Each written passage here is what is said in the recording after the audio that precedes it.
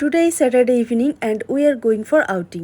এখন আমরা তিনজন মিলে একটু বেরোচ্ছি, কোথায় যাব জানি না। তার আগে গলুর ব্যাগটা একটু চেনটা ছিঁড়ে গেছে, তাই চেনটা একটু সারিয়ে নিচ্ছি। বিরিঙ্গি ব্রিজের নিচ থেকে ঢুকতে রোড সাইডে একটা দাদা ভীষণ ভালো ব্যাগ সারায়, তো ওই দাদাটার কাছ থেকেই সারিয়ে নিলাম। দেন কাছে পিঠেই কোথাও যাওয়ার প্ল্যানিং ছিল, তাই আমরা ফাইনালি চলে আসলাম প্যান্টালুন্সের সামনে। ভেবেছিলাম এখানে বসে একটু বেশ কিছুক্ষণ আড্ডা দেবো, বাট শপিং মলের সামনে বা আশেপাশে কোথাও থাকলে শপিং আমায় হাতছানি দিয়ে ডাকে, তাই আমি ভেতরে যাবো না, এটা হতেই পারে না। তাই আমি আর গলু দেরি না করে ফাইনালি চলে গেলাম ভেতরে। ততক্ষণে গলুর পাপা বাইরে একটা কাজ করছিল। ভেতরে তো ঠিকই চলে আসলাম, বাট এই সময় জামা কাপড় কেনার কোনো প্ল্যানিং নেই, কারণ গত মাসের মধ্যেই 5টা কুর্তি, 4টে টপস, এছাড়াও 2টো শাড়ি কিনেছি। এখন থেকে যেহেতু পুজোর স্টক করতে শুরু করে দিয়েছি, তাই শাড়িগুলো একটু এক্সপেন্সিভও নিয়েছি। তাই আর ড্রেসের দিকে তো যাবোই না, তাই ভাবছিলাম কি কিনবো। হঠাৎ করেই দেখলাম যে পারফিউমের উপর বেশ ভালো একটা অফার চলছে, তাই আমি নিয়ে ফেললাম প্যান্টালুন্সের কয়েকটা বডি স্প্রে, যেগুলো ভীষণ ভালো ছিল। সাথে নিয়েছি সবজি আর কয়েকটা আইসক্রিম।